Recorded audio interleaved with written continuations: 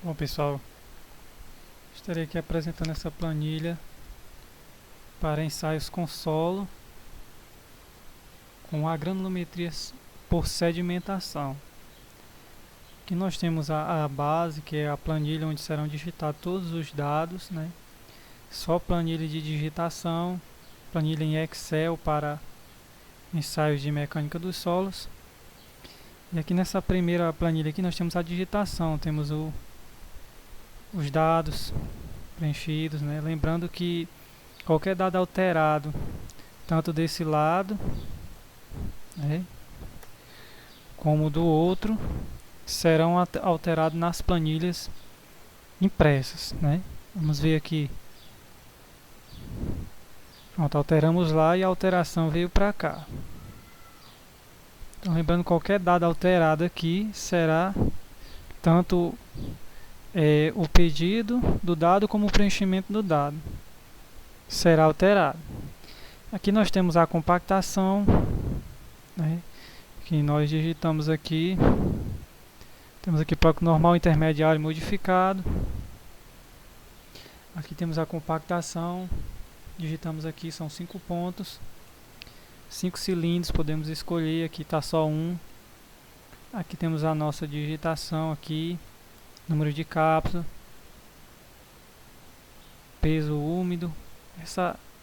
Nesse ensaio aqui foi trabalhado apenas com o peso do material. Não consideramos o peso da cápsula, ou seja, essa cápsula cadastrada aqui nós podemos ver cadastro de cilindros e cápsulas. Cápsula número 200.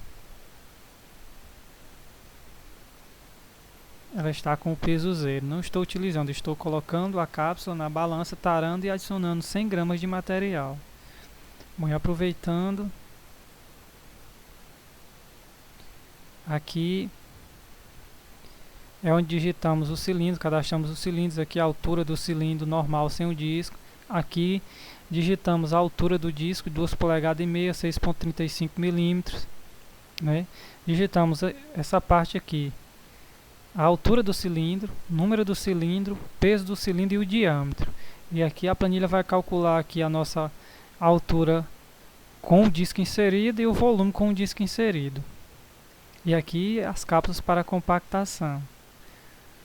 Não cadastrei cápsulas para limites porque na questão de limite, liquidez e plasticidade, na balança de precisão, apenas uma sujeira pode alterar. Então sempre eu peso na hora as cápsulas, porque se tiver um pouco suja, ela pode alterar 1/10 de grama e pode ser eficaz para modificar o nosso resultado. Então nós temos aqui compactação aqui, bonitinha, peso úmido, peso seco. Aqui vem para cá os nossos pontos de compactação, né? Esses mesmos pontos, cada ponto nós usamos para imersão. Cada ponto foi batido com a amostra não trabalhada. E esses pontos foram sujeitos à imersão durante 96 horas. Após que isso foram levados para o ensaio de penetração, né? E aqui nós temos o resultado de penetração para cada ponto. Lembrando que tem os preenchimentos, amostra total, quantidade de pedra. Essa relação aqui, cálculo de CBR. Tecnicamente, segundo a norma, nós teríamos que usar um cálculo chamado correção por ponto de inflexão. Mas às vezes dá muito aleatório os resultados. Mas é o que a norma estabelece, né? Se você for ver no final da norma, ela aponta a correção por ponto de inflexão. Então eu coloquei 3 modalidades aqui. Se você digitar 0, nós estamos com CBR sem nenhuma correção, né? E alguns tecnologistas usam correção por reta secante, ligando um ponto a outro e vendo aí a diferença de 0 até o eixo e adicionando essa diferença nos pontos para ter uma correção. Se eu digitar 1 aqui, ó, olhe para o gráfico, nossos resultados serão todos alterados, né? Vai calcular por reta secante, CBR que era de 68, sobe um pouquinho aqui calculando por reta secante. Se eu digitar 2, está me calculando por ponto de inflexão. E o nosso resultado sobe para 82. Então aí é pessoal, né? Cada um vê a sua maneira de Tecnicamente seria por ponto de inflexão, mas até eu considero muito alto esse resultado, passando de 68 para 82, né? São mais ou menos 12% de CBR, né? Fica a critério. Aqui nós digitamos a constante da prensa em kgf por milímetro. Aqui digitamos o diâmetro do pistão e diâmetro do pistão. Lembrando que essa constante aqui é a constante do anel, não é a constante já para o ensaio de penetração, porque a constante de penetração ela é uma derivada dessa constante, que é a constante do anel, que é calculada através dividindo essa constante, que é a constante que a gente usa também para ensaio Marshall, dividido pela área, né? Aí nós temos a constante para aplicação por centímetro quadrado. Aqui você calcula o diâmetro do seu pistão e ele já dá esse percentual aí. Aqui nós temos a norma pede essa estimativa aqui, que a gente pede o cilindro da imersão e após para ver o quanto de água foi absorvido. Aqui nós temos as leituras de expansão de cada cilindro, né? Lembrando que os nossos resultados vão para as planilhas e só vai aparecer aqui os gráficos e os resultados interessantes para já irmos analisando, né? Vemos as curvas aqui de compactação, vemos os 5 pontos de CBR aqui nessas linhas coloridas.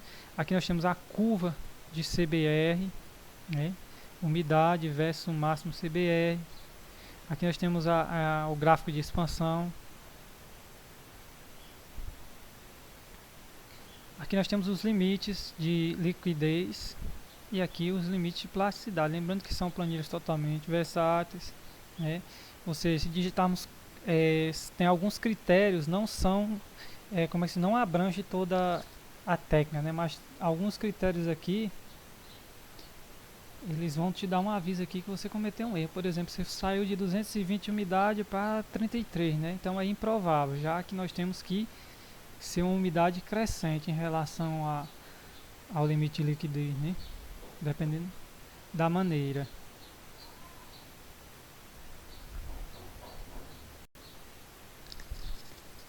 Bom, gente, então os limites aqui, né? Temos algumas características que nos admitem erros, né? Mas é normal aqui. Lembrando que os gráficos também são automáticos, né? Ao modificarmos aqui, notamos que o gráfico aqui já se alinha, se adequa e calcula o novo resultado. Então aqui do mesmo jeito, temos aqui o gráfico do limite de liquidez e temos também o gráfico de plasticidade de casa grande, né? É um gráfico que serve para classificar o material submetido ao ensaio, né? Esta classificação está contida no manual de pavimentação do DENIT, que mostra como é usada essa classificação. Ela vai dar uma classificação prévia quanto a ele ser muito argiloso, pouco plástico, média compressibilidade, a plasticidade, né? E a quantidade de argila, muito, pouco, ou moderado, né? Que essas classificações vêm através desse gráfico de casa grande. Bom, aqui nós temos a nossa granulometria por sedimentação. Temos aqui material peneiramento grosso, nessa parte aqui, retido na 10. Aqui temos um material passando na 10, né? E temos a hora aqui inicial do ensaio. Aqui nós temos a sedimentação, né, que são os nossos dados obtidos. Leitura de sedimentação por temperatura, é o que nós vamos obter no ensaio de granulometria por sedimentação. Aqui nós temos o cálculo da umidade, 3 umidades para a amostra ensaiada. Aqui temos o cálculo da densidade, massa específica, através do método piquinômetro, né, que serve também para usar nos cálculos aqui. A granulometria por sedimentação. Aqui nós temos uma planilha de densidade in situ que vai junto também. Bom, aqui nós temos o gráfico. Esse aqui é só a nossa a nossa análise, a nossa planilha de digitação. Lembrando que isso aqui não será impresso, será a nossa planilha de digitação e análise, onde nós temos todos os parâmetros que foram submetidos, que aquele solo foi submetido, com resultados e gráficos, né? Essa parte aqui é um complementozinho que a gente tem que adicionar para adequar essa linha aqui, né? Por exemplo, essa aqui, o diâmetro efetivo de 60 aqui, ó, notamos que ele dá um pouco fora, né? Damos algum ajuste aqui, ó, ou no diâmetro de 30, que seria isso aqui, se ele der fora.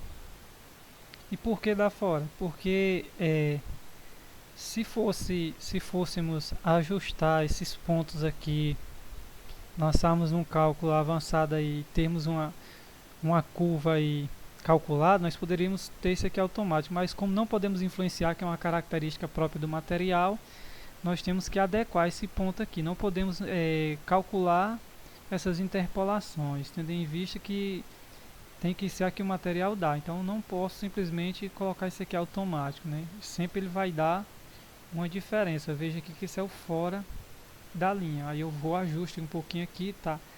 Ele tá para a direita, então eu vou diminuir. Eu vou colocar aqui menos um percentual pequeno aqui, aí ele vem para cima da linha, que seria o meu diâmetro correto, né? Aproximado.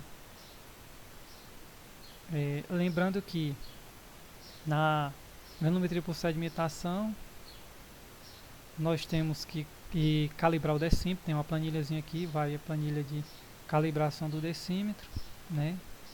O método não vou estar descrevendo porque somente estamos descrevendo a utilização da planilha, né? Temos também calibração da altura da queda, tudo calculado bonitinho, bem de fácil adaptação, né? Então quem já trabalha com isso já facilmente vai se adaptar, vê que é bem fácil. Então é tudo isso. Aí vai o resumo, temos aqui o resumo completo de todos os ensaios realizados, temos aqui os dados, aqui parte branca aqui o timbre da empresa, em todas as fichas vai ter para você colocar, adicionar o timbre da empresa. Aqui temos os dados, né? Aqui temos o ensaio de compactação, ICBR e expansão, né? Que tem os nossos resultados aqui, densidade máxima, umidade ótima, porcentagem de expansão, porcentagem de CBR. Aqui temos a nossa granulometria, né, do material grosso, o material retido na peneira 200. Aqui temos a granulometria da sedimentação. Temos a nossa classificação granulométrica aqui.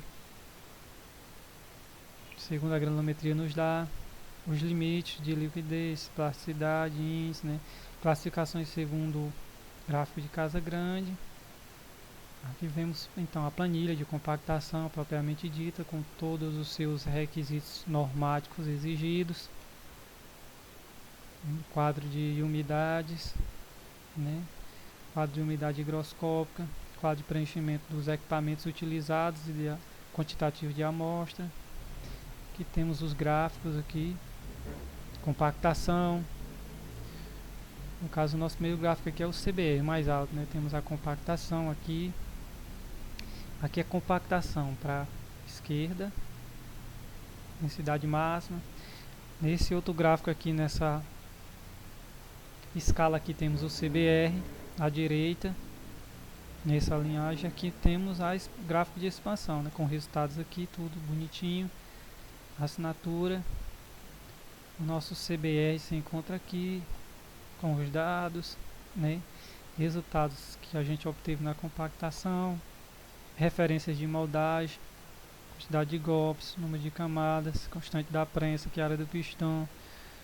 E aqui nós temos o ensaio de expansão, né? Calculado, tudo que a gente digita lá vem para cá, bonitinho. Aqui temos o ensaio de penetração para cada ponto, né? Ponto 1, 2, 3, 4, os 5 pontos aqui, com seus resultados aqui.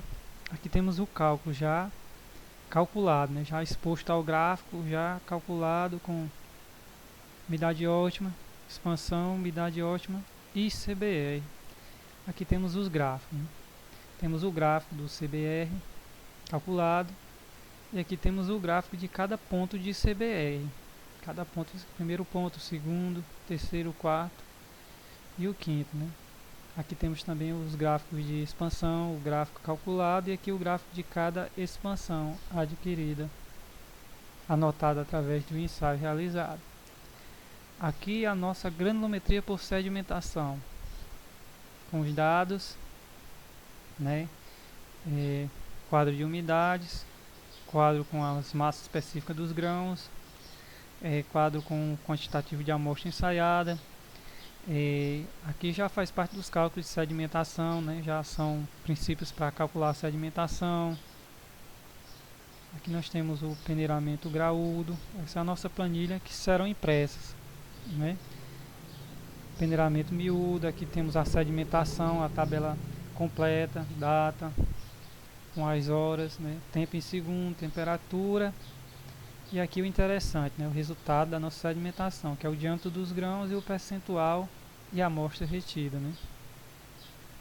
Aqui temos o nosso gráfico, continua na granulometria por sedimentação, que vem em seguida o nosso gráfico de sedimentação com a classificação HRB, SUX, né? E aqui, pronto, essa aqui, baseado nessa classificação SUX, aqui são a descrição, né, dessa classificação SM, ela está descrita aqui. Se ela aparecer em branco, essa classificação, é porque o material não atingiu todos os preceitos classificatórios, ou seja, temos uma regra para classificar esse material, né, sobre percentual de amostra retida em tal peneira, limites, etc, etc. Então, se algum dos percentuais não for suprir os percentuais dentro das tabelas escritas nos manuais e normas técnicas, vai aparecer em branco. É normal, né? Às vezes pode ser erro de execução, né?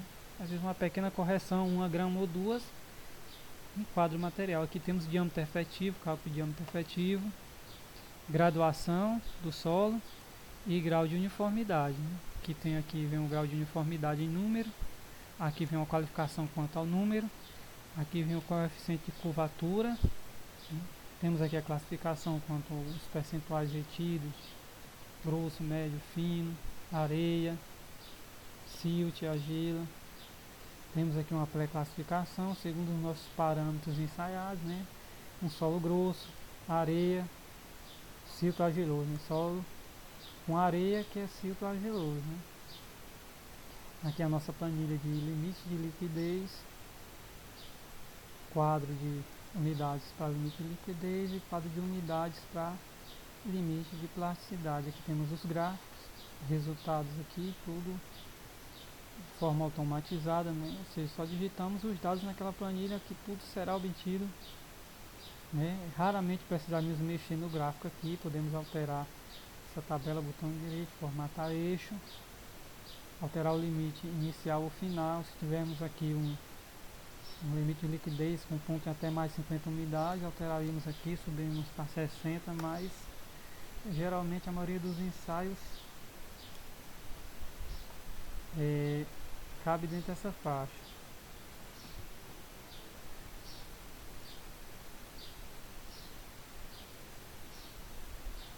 Né? Aqui isso aqui não será mexido nada. Temos a planilha de densidade em situ, né? Será impressa, então será impressa esse quadro aqui, folha de rosto, né? Mistura com as características, um índice, pequeno índice, resumo. Essa parte aqui toda será impressa. Essas aqui são planilhas de cálculo, não serão impressas, né? A altura da queda. Bom, gente, é isso. Trabalho desenvolvido aí com ajuda e paciência, utilizando cálculo de engenharia bem avançado,